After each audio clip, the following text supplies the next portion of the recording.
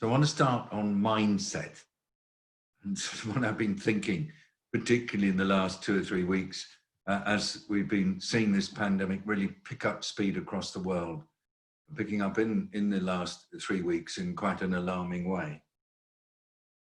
First of all, I thought, surely I should be getting really mad with myself.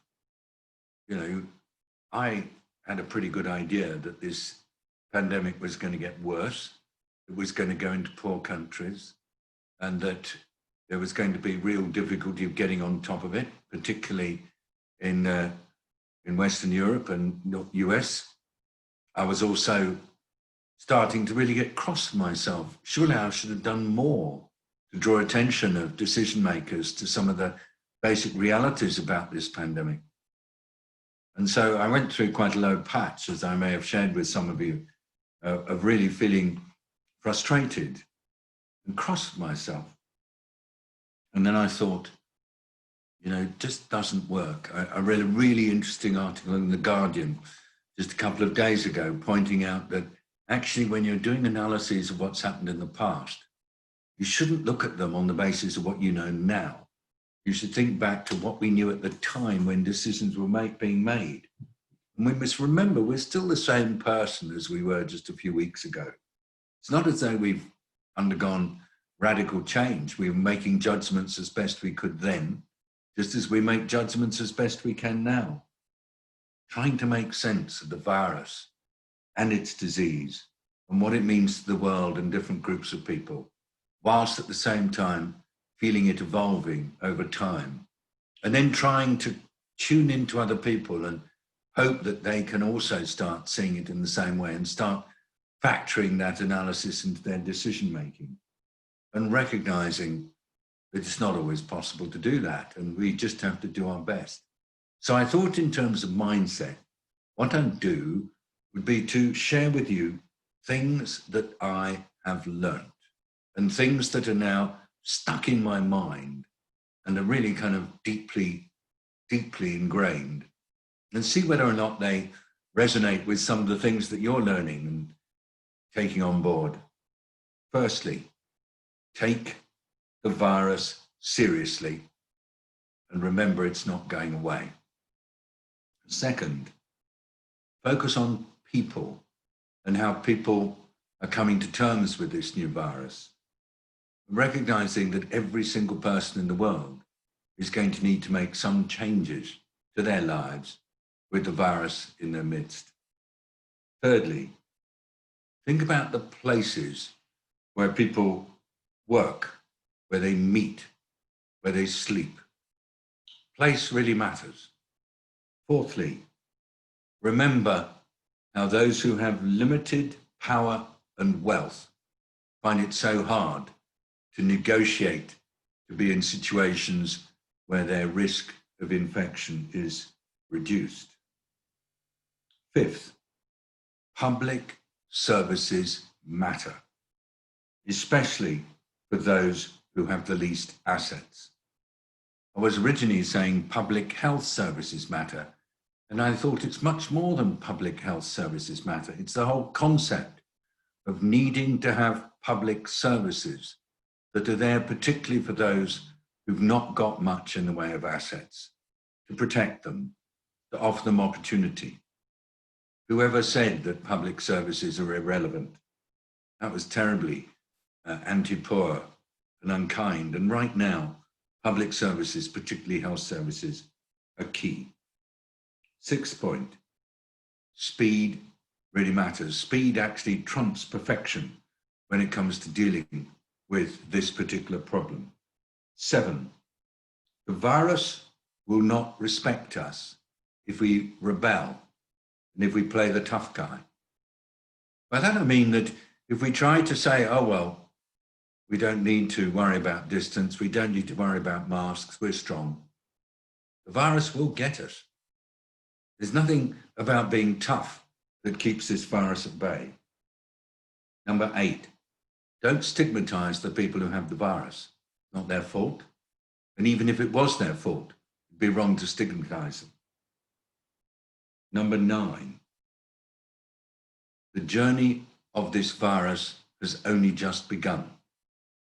And people get scared when I say that. What? We're just at the beginning? Yeah, I say. The journey of this virus has only just begun. Number 10, we all need to be ready to lead and to lead each other as we navigate the pathways ahead. We can't rely on those people who are called the leaders. Some of them are very stuck. Instead, we've all got to lead. And then a little extra one, the 10+1, no one has all the answers. So I don't know, I was thinking, this is really the heart of my mindset, these kinds of statements. I won't repeat them, but I might just at the end perhaps say them again, because I think mindset really does matter. On the question of speed, I just thought I'd repeat something that I found myself saying some weeks ago that is really important. The infection grows in size exponentially. The graph of numbers of new cases over time, when it's really going strong, as it is right now around the world, is an upgoing bend. It looks a bit like this. It's sort of racing up. And that's exponential growth. Actually, when you've not got any kind of movement restrictions in place, numbers of cases double about every 3 days. That's certainly what it was at the start in some of the early Western Europe outbreaks. Now, that means that even a few days delay dramatically increases the scale of the problem. And I remember saying that in one of these briefings, several weeks ago. And at the time I kept thinking, how can I get across to decision makers that delaying actually makes the problem so much worse? You wait 3 or 4 days, you've got so much more virus in the community. You wait a week, it's 8 times more virus. You wait 2 weeks, it's 40 times more virus. You wait 3 weeks, it's 300 times more virus. It's this exponential phenomenon that really has not been something that decision makers find easy to cope with. So I'm just really wanting to keep reminding you that in terms of mindset, this real priority for speed is sticking with me. The second one that I'm coming back to again and again is stigma. I think it's so important that we recognize that anybody can be at risk, anybody can be infected. We should not use any external attributes like appearance, skin color, occupation, class, nationality, at all in any kind of judgment about this. And it's particularly pernicious when we do it. And remember, that we could easily have it, and we could easily have it without symptoms and be infecting others. We must do our best, just through normal conversation, calling it out, to really attack stigma. Stigma about being infected, stigma about having the disease, just not a good idea. And there are people on this webinar who've had COVID, who are still kicking it out of their systems. We look after them, we support them. We don't pick on them. It's just nonsense. Thirdly, getting angry with people about decisions that have been made. I've thought so hard about this one. We all need to find somebody to blame. It's just the way we are. But actually, I'm trying to encourage people not to blame decision makers, not to get angry, not to get mad, because actually the people who've been making decisions, again, they're not actually incompetent. They're just dealing with a very large number of variables at the same time. But they can't know everything that's going on. They can't know where things are going to go. They can't know what's going to happen in 3 weeks' time. They have to make decisions based on the situation they're facing at the moment. And so as I'm asked to comment on some of the policy shifts that have taken place for example, in the UK or Ireland recently, I'm really keen not to find fault, not to critique, because I actually think that it is right that we should do all the critiquing later, but now we've just got to work together and support each other. But then at the same time, I do think we need to encourage those who are working on COVID to really be focused on avoiding regrets. Some of you may remember during the H1N1 influenza pandemic in 2009, when I was working as coordinator of the UN, there was at the beginning a real worry that this was going to cause a very high degree of mortality. We had early figures coming through from Mexico, suggesting a high death rate. And then over time, it turned out the death rate was much less.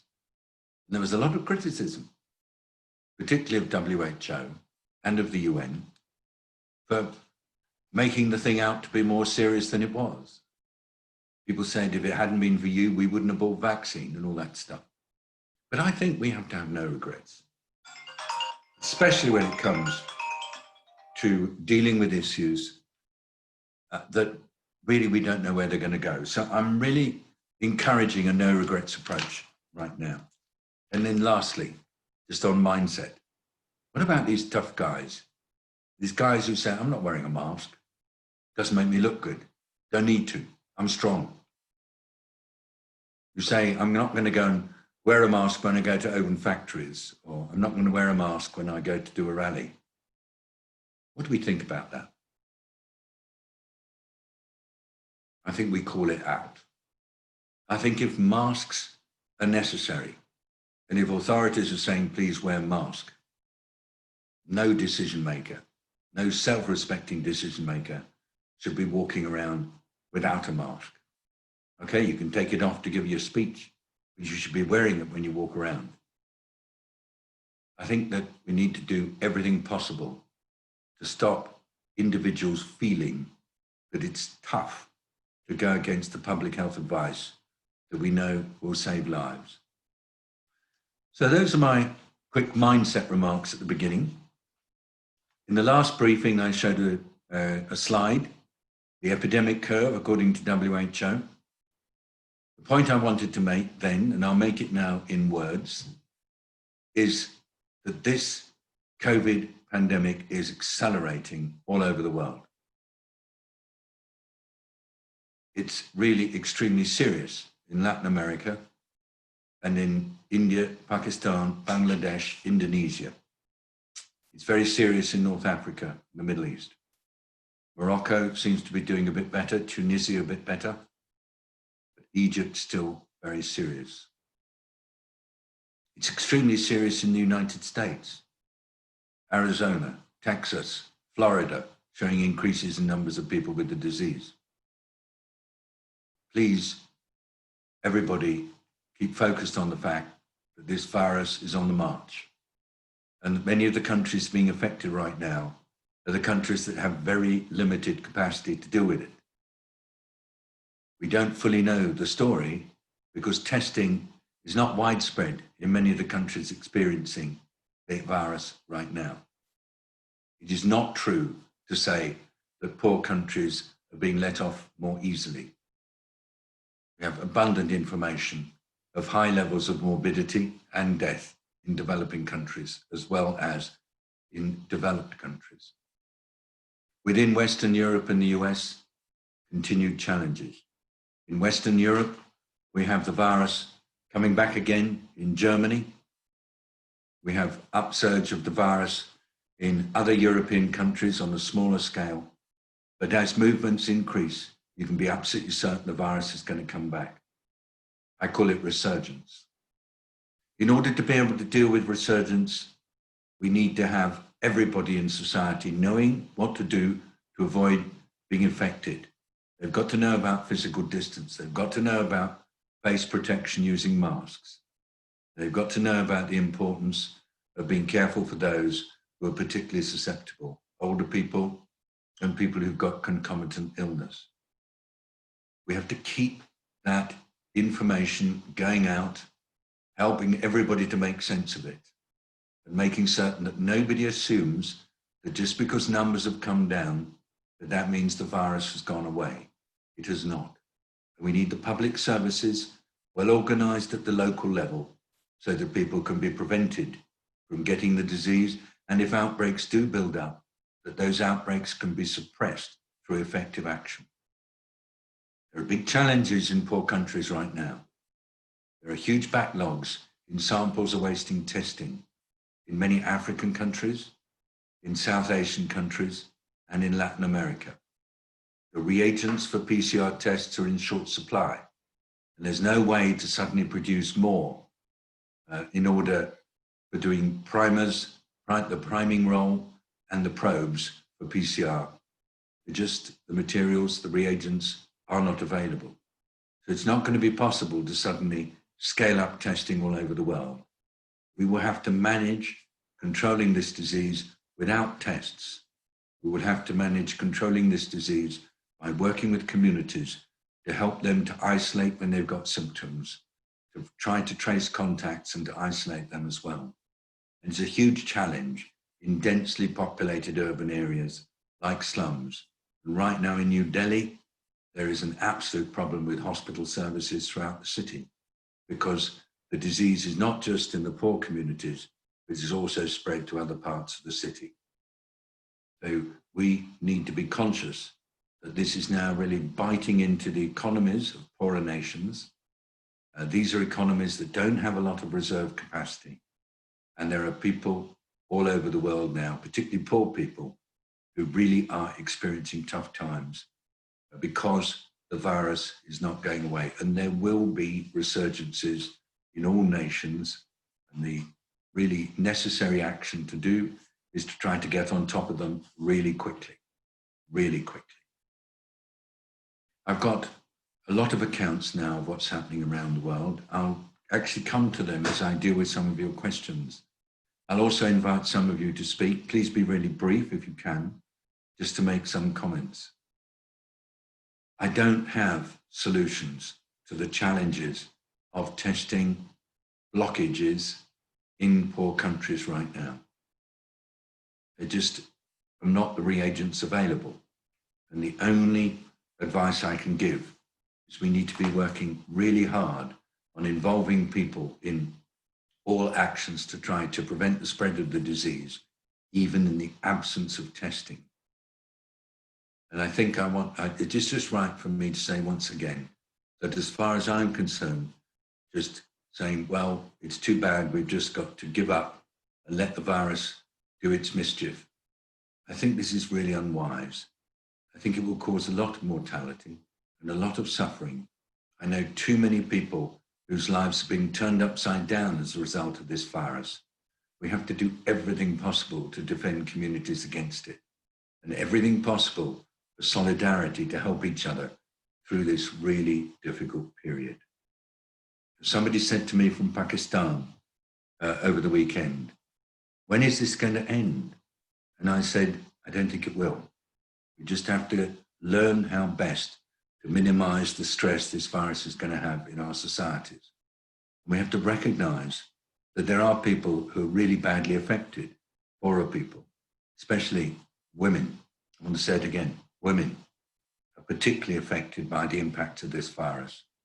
And children, because particularly they're not going to school in many cases and they're getting malnourished, they too are badly affected.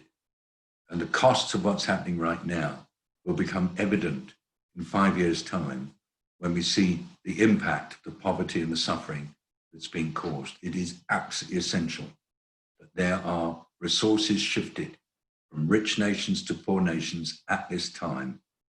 There should not be any hold back, any hesitation about development assistance financing to get to NGOs in poor countries who will work with poor people, with women and children in particular. And there should also be plenty of resources going to reinforce health services in poor countries. It is really not appropriate for any diversion of development assistance money to deal with national priorities of countries in the north right now, because the poor countries need support so badly. And our colleagues, the economist colleagues like Jeffrey Sachs and others, are talking to us regularly and saying, we need massive resource transfer to poor countries. There's not enough in the International Monetary Fund to deal with the needs. So this is a somber message. There is a lot to be done. We must maintain the pressure and the lobbying for the transfer of resources to poor countries as fully as possible. So I'm now going to comment on some of the points you've raised. I would just like members of the 4SD team just to open their screens and just wave if they don't mind. Catherine Deland, I hope you're on. John Atkinson, Tweed Nguyen, Julian Delamontex, Magdalene Mardi, Sabine Moumen, who's back after illness, William Nabarro, my brother, and Florence Lasben, who is acting as our producer. Now, Godfrey Filimon from Tanzania, he is from One Young World. Godfrey, I thought that you might like just to make some quick remarks now. If you could unmute and join us and just tell us a little bit about what you're doing. Okay. Hello, can you hear me? Yes, very good. You're very clear. Thank you. Yes, my name is Godfrey Filimon. I'm a country coordinator, People's Health Movement, Tanzania. Universal health coverage, aka UHC, is a very important issue to me. And the Tanzanian government recruited about 1,000 doctors to fight COVID-19. And I can witness the way that the positive result from this doctor who were recruited immediately to fight COVID in Tanzania went well. And according to the data from the Ministry of Health, Tanzania has no any COVID-19 patient. But currently, the challenge we are facing as a country or as myself as an individual is an economic crisis that have caused by blocking entry to countries all over the world for reducing the spread, social distancing and quarantine. And because the world has witnessed how healthcare workers are fighting and saving the world against COVID-19, and regardless of the shortage of health workers globally, I have two questions for you. The first question is, what is known about how the crisis has affected healthcare workers globally? I would love to know more about infection rate, death rates, how they have been mobilized across different countries, because I think we don't have this data. My second question is about COVID-19 and UHC, because I've been doing that and mobilizing around the UHC. Is this an opportunity to achieve UHC by 2030, or it is slowing efforts down? Thank you. Thank you, Godfrey. First of all, healthcare workers all over the world are really at much higher risk of illness and death as a result of COVID. You probably remember when we were dealing with Ebola in West Africa, 5% of the mortality and a big proportion of the morbidity was among health workers. I can't give you the exact figure for morbidity and mortality among health workers due to COVID. If anybody else can, please put it in the chat. But I want to say to you, looking at information from Nigeria, information from South Africa, information from India, and indeed information from countries in Latin America, health workers are being badly hit. In the UK, it's been very serious to see just how many health workers have got COVID. Various reasons for it. They're exposed to much higher levels of virus. They often don't have protective equipment. Sometimes they actually are just working in such a dedicated way that they are saying, well, I know I'm going to get infected, but I've got to go on offering treatment. I think that applies to some of the health workers that you're working with in Tanzania. Godfrey, I personally believe that as a result of COVID, we're going to see a much greater understanding of the value of universal health coverage all over the world. If we look at what's been happening in health over the last few decades, with the exception of a few flagship programs, for example, on malaria or immunization, I've seen a quite serious reduction in the availability of resources for primary health care and for universal health coverage. And instead, I've seen money going into hospital care, because this is, of course, what is politically usually the most likely to get votes for people, for politicians. And yet, you and I both know that basic universal health coverage and access to primary health care for women, especially for reproductive health services, for children, for all aspects of their care, and for men are absolutely key. So I am hopeful that the COVID outbreaks will lead to a greater understanding and appreciation of the importance of primary health care and universal health coverage, and that we will be able to lobby for this much more strongly in the advocacy that we're doing. I know it's difficult, and I appreciate that for you as somebody who's campaigning, it's tough, but if you've got any tips for us, just if you could in 30 seconds, just share them with us on what we can do to help you to get more resources for UHC in your country, please let us know.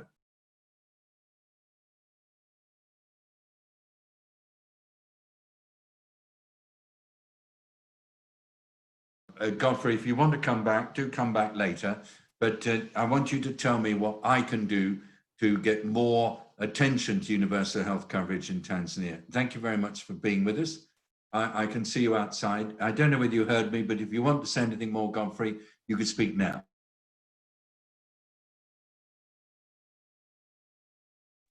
Thanks a lot. Yeah. Hello, can you hear me? Yes, of course. Yeah. Yes, I think we have to increase the resources for more advocating for the universal health coverage at country level, because we normally do it at global. Like I have been mobilizing and campaigning for the UHC Day each 12th of December in Tanzania with the PHM Tanzania movement, the organization I'm coordinating in Tanzania.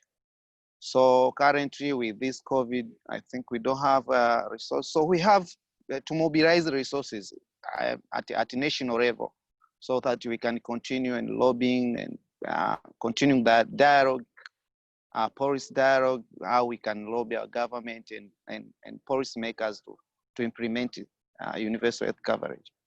Thank you.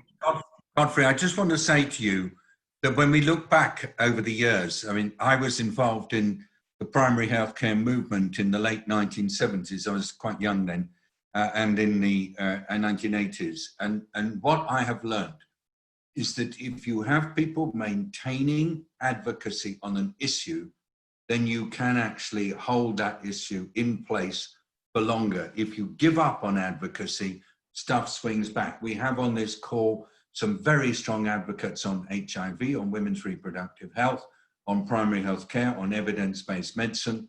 And I think that, you know, just count on us to work with you, Godfrey, to keep the advocacy up. Stay connected. Thank you very much indeed for being with us on this call. I hope you can stay. And it's lovely to see you there. I see it's getting dark, but thank you. You can stay with us. That'd be lovely. Thank you. Now let's Thank you very much. Thank you very much to Loy Rego, who's on the screen. Loy, thank you for being with us. You wanted to make a remark about what we're seeing in South Africa. Just let me be precise. The places where the disease seems to be spreading the most are actually in the urban areas. Western Cape is one. It also seems to be going into urban communities in Johannesburg and Pretoria. It's not right through the country, but yes, also in each area. So, Loy, do give us your thoughts about this. Over to you. I think you've mixed up my remarks with somebody else from South Africa. I'm actually based in Cairo. And the only remark I made was that it is spreading in Cairo, but at the same time, certain amount of precautions do exist. Secondly, I come from India. And again, while there's been a severe lockdown, there has been slow containment, but it would have been much worse. So if there are collaborators or people who want to collaborate, both with India, with South Asia, as well as with Egypt, I am happy to be a point of contact, and I can slowly connect you to others. So I think that's the offer I want to make just now, and I'll put something in the chat. Thank you for now, David, and thank you for recognizing me. I made the mistake. David, you are on, yeah. Yeah, I misread the note. I want to say that the actual precision from my colleagues was absolutely correct. That you would, and just let's focus on India for 2 seconds, because I think this is important. The government moved quickly, really super fast, and reduced movement very rapidly. And I believe that as a result of that, they were able to slow the doubling time of COVID in India from 3 days to 11 days or more. It was a fabulous progress. Now, of course, as movement has restarted, as laborers have had to really find places to be, because it was a very difficult situation at the beginning. So the levels are rising again. And we see that the percentage positivity rate on tests has gone up, I'm told, to about 8%. So therefore, it is going to be tricky. But I think you're absolutely right. The Indian progress has been really good because of that very urgent and brave imposition of movement restrictions by the government, and the real sort of positive coordination among the states, among the chief ministers of the states, to actually work together with the central government and not to start picking fights. I'm really, really impressed by what I'm seeing. Of course, I know that it's still very difficult. I don't want to say the problem's resolved. I think the situation in Egypt also is not anything like as bad as it might be. No, the speed with which Egypt acted is great. And Professor Maha El Rabat, who works with me as one of the WHO envoys, is really impressive in her ability to get focus on the things that really matter. Emphasis on the people, emphasis on the place. You're in Cairo right now, are you, Loy? Or... Yes, I'm in Cairo. Well, thank you very much for joining. So happy to help both in Cairo as well as in India in helping people. I can link up many people with India, and I can support some work in Cairo. That would be great, and we will definitely be in touch with you. Thank you so much. We've got your email, I think. Very, very good. And now we're going to Professor Paul Garner. Paul is at the Liverpool School of Tropical Medicine. Paul will explain what he's going to talk about. Paul, you have the floor now. Well, I think there's a lack of recognition of the clinical effects of this virus on people. And it actually muddles people's heads. It makes them feel as though they're, it fogs up their mind and disturbs their mental state, makes you moody. You don't know what's going on. People have weird things. They feel things underneath the skin, worms behind the eyeballs. I mean, and what's happening at the moment in the UK, and I'm almost certain elsewhere, is, and this is part of the post-viral thing in people with the illness for 80 to 100 days or more, is that doctors are dismissing these symptoms as anxiety and sending them home. And this then causes quite rational people to become even more depressed and uncertain of themselves. And then the second thing is that there is zero discussion about what's happening in poor communities in the UK. So the entire voice is driven by a middle-class voice demanding CT scans and God knows what. But it's not being dealt with and not being discussed in this group of people, single-parent mums and ethnic minorities that are going through the same thing. And the thing is that with the post-viral syndrome, if you do too much, it kicks you back again and you have to rest. Privileged people like me can just about manage it. So the inequities in all our countries with people with post-viral syndromes and long illness is going to make health worse, and we need to recognize that. Thanks for giving me a space to say that, David. Paul, just in 30 seconds, what on earth are we going to do to get more attention to this? It's you together with Robin, who's on the call, and a few other people are making the point. But this is a huge issue. And people who can't take time off work because they've just got to go back and get the money and so on, they're facing real difficulty. But also sporty people, footballers and so on, I'm hearing, are finding it difficult too. So what are we going to do? I'll work with you on it, but I just want you to say, if you had a magic wand, what would you do to get attention to this? It has to be recognized, David. So it's not even being discussed at the moment. So that the ill people like me, you know, are just learning about this in their heads, and the pacing approach you have to take, and you know, Robin knows this, is really quite complicated to work out. And I've got time to do it. A lot of people don't have the privilege to do that. So we have to advocate, talk to the politicians, talk on the radio, keep talking about it so that at least it gets into the gaze, because employers need to respond. I mean, I've spoken to doctors that say, I'm ill at 95 days, and she talked about this stuff happening under her. She said, I'm scared to tell anybody because they might lock me up. I don't know, I'm scared to go back to work. Now, if that's happening with people that are medics, what's happening in other groups of people? So I think narratives that move out very rapidly with a public dialogue and case studies is the only way to do it, with people and faces. Okay. Now let Robin Gorna come in, please. Some of you may know Robin Gorna actually read about what was happening to Paul, and it helped her such a lot. Robin, you have the floor.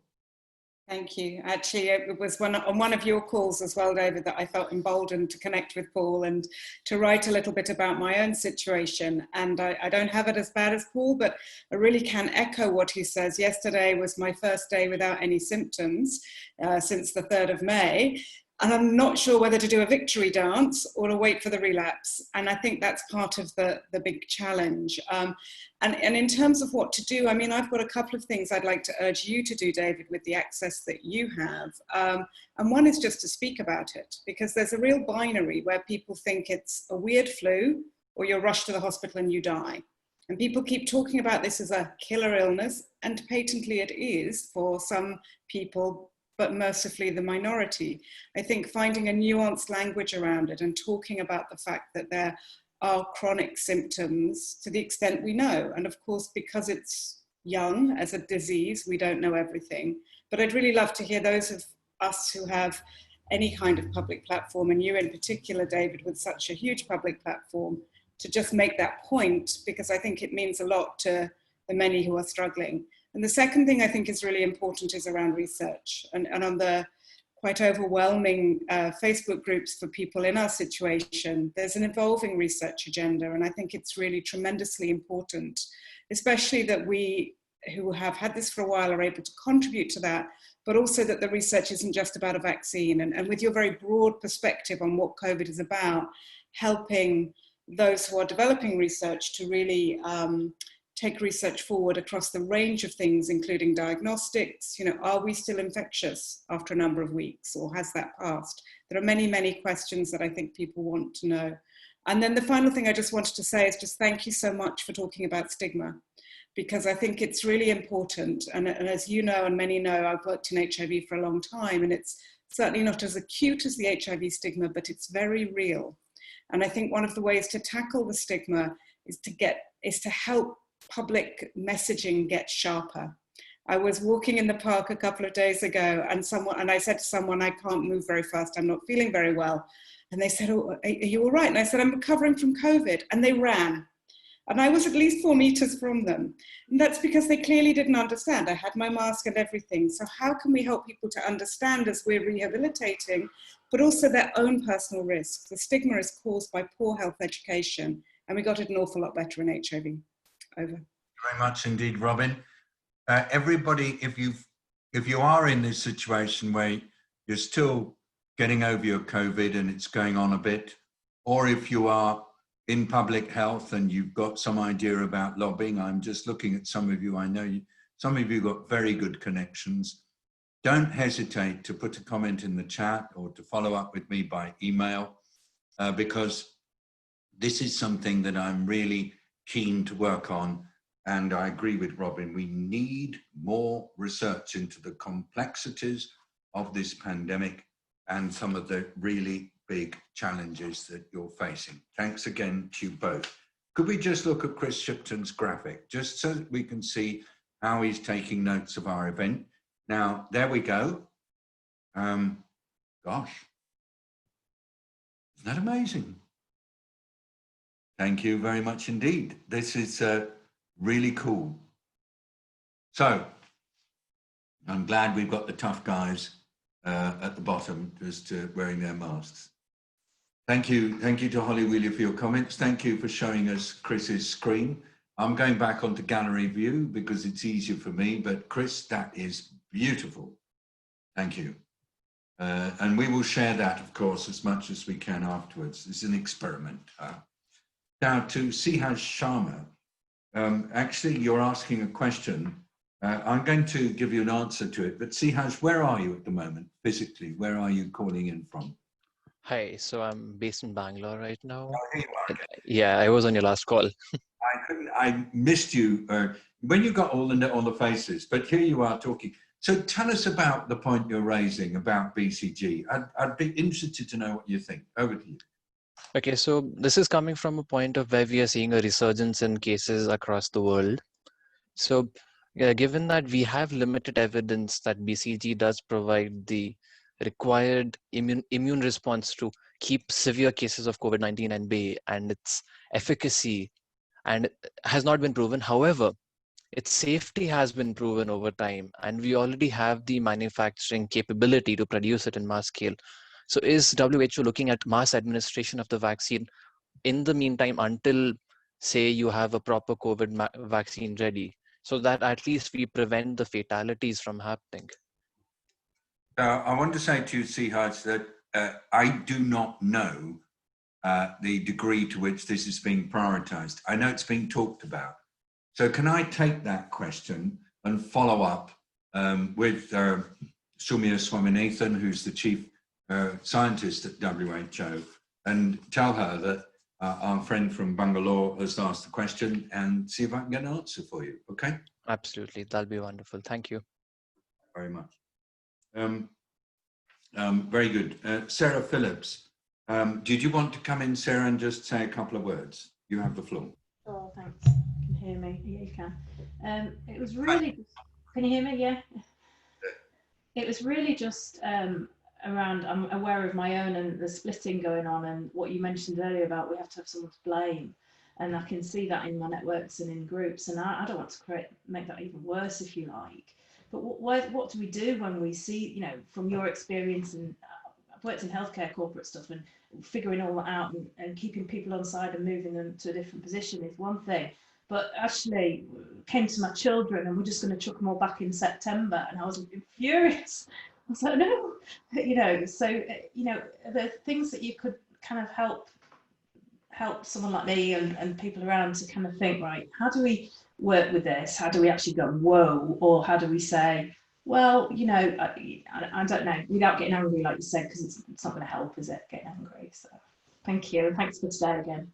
Thank you. I mean, I'm slightly keen that John, who's on the call, if he feels like it, might just make a remark or two about how we stop ourselves from slipping in to that comfortable space where we try to find somebody else, you know, to blame, and we scapegoat them. But John, are you there? And do you want to make a couple of remarks about Sarah's point about how we control our blame tendency?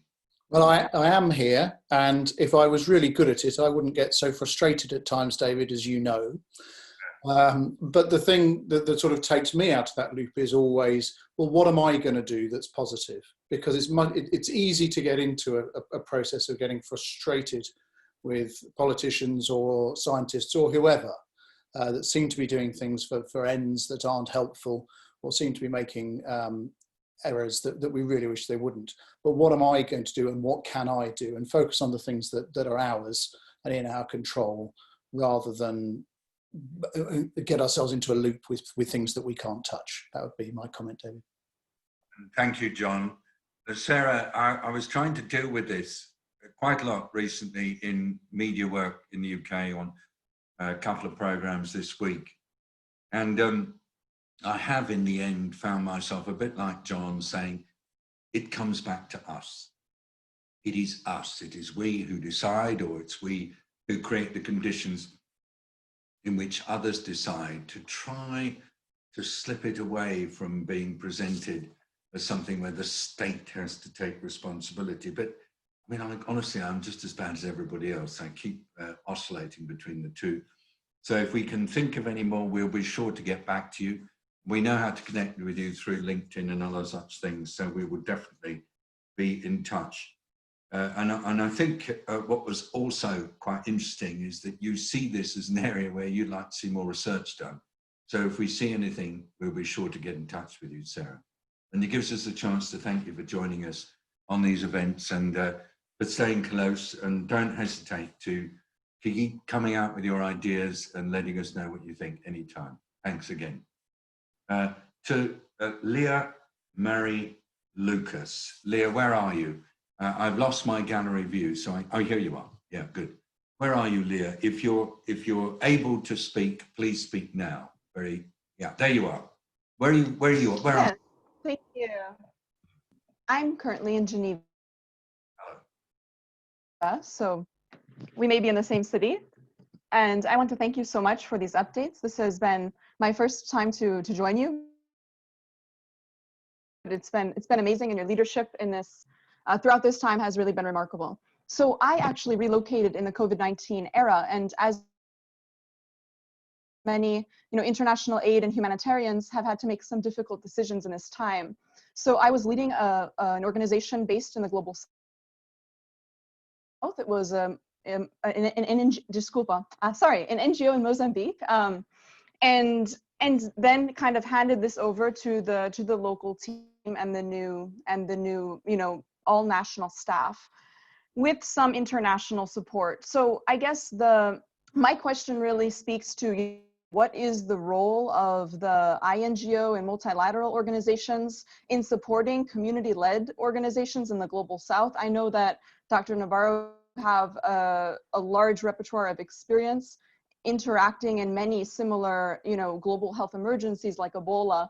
And I think that anytime we see issues around stigma and around speed, who is better to reach these communities in the language that they speak, in the neighborhoods where they live, than people who are already there? So I'm just curious of what your thoughts are, and how we can essentially use this time to reform something about the way that we're doing global health.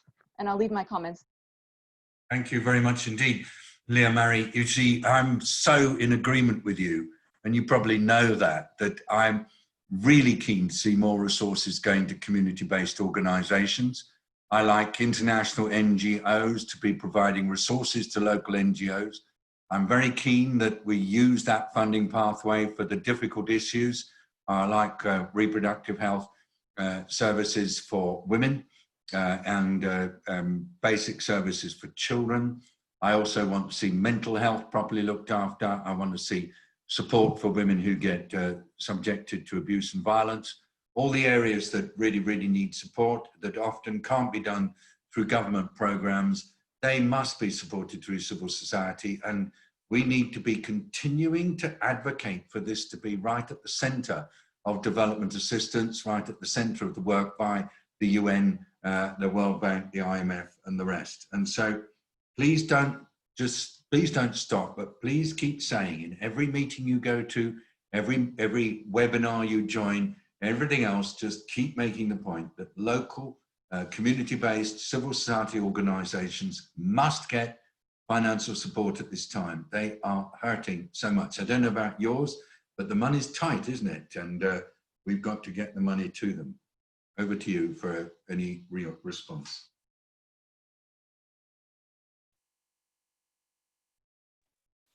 Yeah. Okay, I hope you heard me, and I hope that that was something that you will agree with, and I hope that we can make that a common cause between us, that we're going to try to push to get more resources to NGOs to give to local NGOs, whether in Mozambique or anywhere else. Okay, thank you very much indeed. Yes, thank you so much. Now I'm going to go to Samira Nefsi. Samira is an agronomist in Tunisia. Now, I know, Samira, you don't have a microphone and so you can't talk. But I did mention that we're quite impressed with what's happening in Tunisia at this time. I don't want to say that it's all resolved, but the results from Tunisia are looking good, with engagement of people strong and with services working quite well. Samira says, thank you for all the points related to the pandemic. It's shown that the resilience of populations in the face of major dangers requires the reduction of inequalities and real attention against poverty. And I just want to actually reiterate that really strongly. As long as there is inequity, as long as there is extreme poverty, trying to have resilience in societies in the face of ill health, in the face of climate change, in the face of the destruction of nature is so difficult. Samira, my partner Florence has written to me saying that you're an environmentalist as well as an agronomist. That's great. And I think bringing together the energy of environmental people, together with the energy of animal health people, together with human health people, in this discipline of One Health is really important. But please keep making the point that there's no solution to big global crises. There's no resilience without dealing with inequity. Thank you very much indeed. Now, Catherine Cunningham, who's, I think, tuning in from the west coast of the US, says something here. And Catherine, are you on? And can I find you? We've got a tiny bit of time left. If you are, you could just speak if you don't mind. Okay, I've lost you. Okay, and anyway, we've got 3 minutes left. So I'm going to just say what Catherine said. Are people living in more polluted environments more susceptible to intense long-term COVID-19 reactions? Is COVID-19 revealing and exacerbating chronic disease caused by pollution? And Paul has responded on the chat. This is, remember, Paul Garner, who is an absolute expert in these things, says that any poor environment will make COVID impact worse. So thank you for that. Sally Smith. Now, Sally has been working on a lot of issues to do with HIV. I suspect Sally and Robin know each other very well. Sally, would you like just to click open your microphone and just say one sentence, because we've got a tiny little bit of time left. Welcome to you, Sally. Thanks very much, David. Thanks for the briefing. It's a real privilege to be here. Just to say, I've been working with the faith community responding to COVID across the world and been on a weekly call with representatives from each of their geographic regions. And some of the evidence that's been coming back has really affirmed what you've been saying, that it's the poorest of the poor that have been most affected. And it's had a lot of unintended social consequences, particularly for women and girls. And our colleague from Africa was reporting a survey that had said they'd identified 60,000 increased unintended pregnancies in that country. And the group from the Mothers Union were hearing reports every week about young girls who were no longer able to go to school, increase in early marriages, young girls being sold into marriage. So I think there's a whole lot of things that we've talked on this call about the intersection of human rights, gender, environmental crises and poverty, and how this crisis has both targeted those who are most vulnerable to those issues and exacerbated those issues. And so I think we need more research into those social consequences and how we can help poorer countries to address them in the future. So thanks, David. Charlie, when you started, you said you've been working with the something community, and I couldn't hear what you said. The faith community, the faith community, who provide many of the services in countries where government reach. Totally agree. Yeah. Totally agree with you. Sorry to talk across you. No. People who need care can only get it through different faith communities all over the world. And you know from our previous conversations how much I really appreciate the work that you've been doing over the years. Please keep it up. To Maurizio Calderon. Maurizio, I don't know where you are at the moment. You're in Spain, or are you not there? I can see you, Maurizio. Would you like to unmute yourself and just make your comment, because it's really important? Yes, David, thank you so much for the briefing and for the opportunity. I don't know what's going on with my camera. If you remember, I had the privilege of supporting what eventually was called the CPES, the Comprehensive Program for Ebola Survivors in West Africa. I remember. Back then, yeah. And thank you for the support then, by the way. And I just wanted to very quickly mention a couple of the lessons learned at that time as we tried to structure what was this comprehensive program of services for the survivors, in this case of the Ebola disease.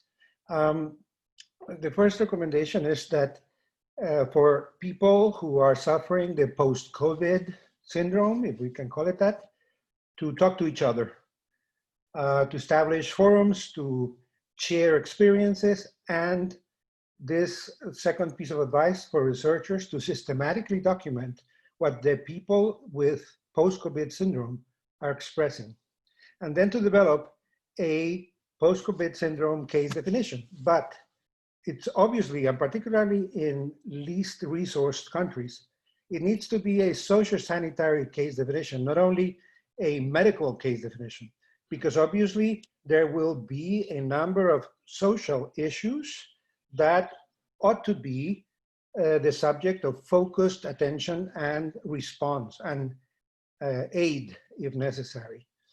And to finalize, another lesson that we learned was that any and all organizations that are interested in supporting a program of integrated services like this one ought to also integrate and share in a platform. At that time, we structured a collaborative web platform for all the organizations in West Africa who were working with post-Ebola syndrome.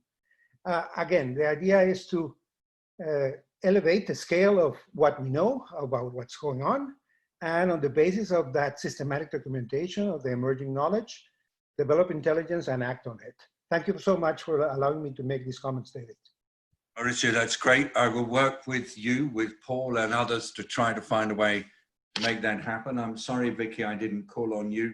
It's lovely that you're there, and thank you again. I will keep saying it for Nazim's latest anthem, and we will make sure that we can, well, it's on the website if you want to see it.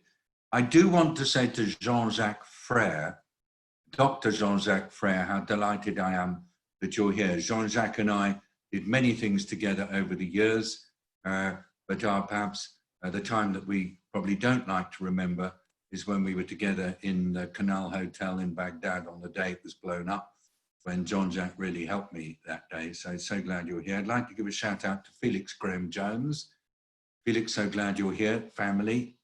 Also to my daughter Polly, and to Lucy Robinson, who's participated in some of the 4SD immersions. And Lucy, but special to Lucy that you're here with us and joining us. Now, Chris Shipton, can we go back to your graphic and see how it looks at the end of the briefing? There we have it.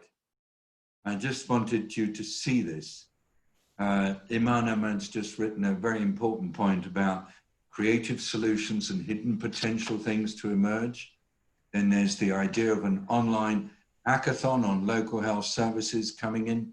And of course, those of us who are working on these issues are really keen to encourage self-organization if we possibly can, because we believe that there is such a lot of potential. I don't know what you all feel, but Chris, this is absolutely brilliant. Absolutely brilliant. Thank you very much indeed. Twee, could you unmute yourself and explain how you would like to get Chris's thing out, where will we put it? Over to you, Tween. Well, firstly, we'll have it on our website, on our social media, and then across our networks, including from the help of you all here today to share it across your networks. So watch us on our social media channels and share from there. Thank you. Anything else you want to say? I don't very often ask you to speak, but I've got you to speak this time, so I can now invite you to say even more. I think these graphics are brilliant. What I wanted to do was to add another medium for all of this all this knowledge that we're sharing out there. We have these videos for you to watch, recorded online as a public good.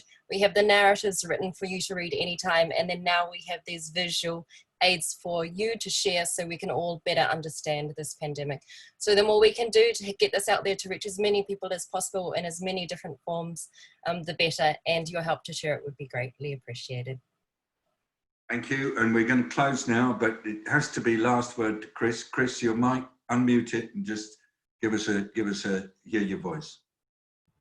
Hi, yeah, well, thanks for that. It was really interesting. I've been doing a lot of comedy characters for COVID, and I suddenly realised that actually I should probably stop doing that because it's quite serious. So I might stop doing the cartoon virus pictures for a while. But yeah, that was very enlightening, so thank you. I love your virus with the hooded eyes. Thank you very much indeed, Chris.